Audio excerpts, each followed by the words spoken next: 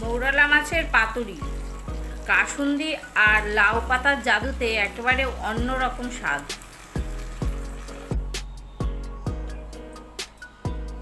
প্রথমে খুব ভালো করে মাছগুলো ধুয়ে নিলাম।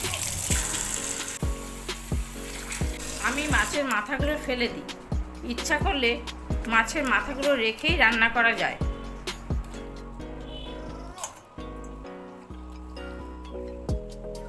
মাছগুলোকে হলুদ আর লবণ দিয়ে খুব ভালো করে মাখিয়ে রেখে দিলাম। একটা পাত্রে সব হলুদ লবণ মাখানো মাছগুলো তুলে নিলাম। 2 ইঞ্চি আদা, 6-7 কোয়া রসুন আর 2টো কাঁচা লঙ্কার পেস্ট দিয়ে দিলাম। মাপের একটা পেঁয়াজ কুচি দিয়ে দিলাম।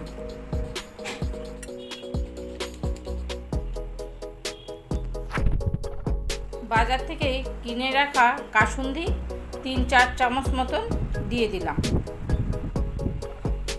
কাসুন্দিটা মাছের পরিমাণ মতন বুঝে দিতে হবে।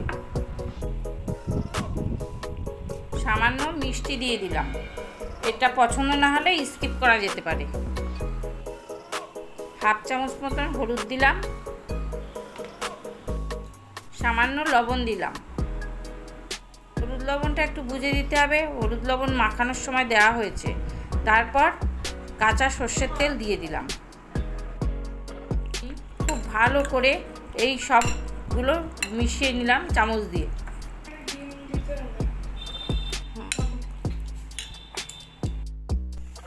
ছাদ থেকে কচি লাউ পাতা পেড়ে নিয়ে এসে ভালো করে ধুয়ে রেখে দিয়েছিলাম। লাউ পাতাটা একটু আগেই ধুয়ে রাখতে হবে, তাহলে জলটা ঝরে যাবে। এখন একটা থালায় লাউ পাতাটা খুব ভালো করে সাজিয়ে নিচ্ছি। ইচ্ছা করলে একটা একটা পাতার উপরেও আলাদা আলাদা করে করা যায়।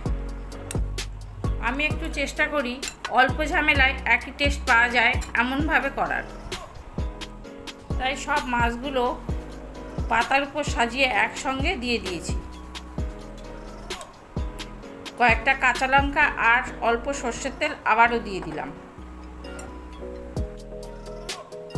এখন মাছগুলোর উপরে আবার লাউ পাতা দিয়ে ভালো করে ঢেকে দিলাম। এমনভাবে ঢাকতে হবে যাতে মাছগুলো দেখা না যায়।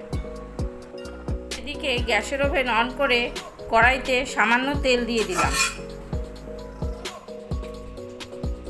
এখন আমি এই পাতা সহ মাছগুলোকে খুব সাবধানে তুলে নিয়ে একত্রে গরম কড়াইতে বসিয়ে দিলাম। পাতাগুলোকে সুন্দর করে সাজিয়ে ঢাকনা দিয়ে ঢেকে দিলাম। মিনিট 10 পর ঢাকনা খুলে একবার খুন্তি দিয়ে একটু নাড়িয়ে দিলাম, কড়াইতে যেন নিচে না লেগে যায়। খুব সাবধানে কাজটা করতে হবে যাতে পাতা সরে না যায় মাছ থেকে। দেখো, খুন্তি দিয়ে সরালে কড়াই থেকে সরে যাচ্ছে সম্পূর্ণ পাতা সহ। আর এই রান্নাটা করতে হবে লো ফ্লেমে। আবারও আমি ঢাকনা দিয়ে ঢেকে দিলাম। মিনিট 10 পর দেখলাম রান্না আমার হয়ে গেছে। ওপরের পাতাগুলো তুলে একটা পাত্রে সুন্দর করে সাজিয়ে নিলাম।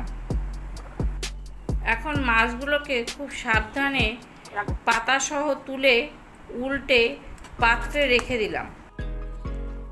সাজানো হয়েছে নতুন রেসিপিতে। পরিবেশন করছি মনের ভালোবাসা নিয়ে।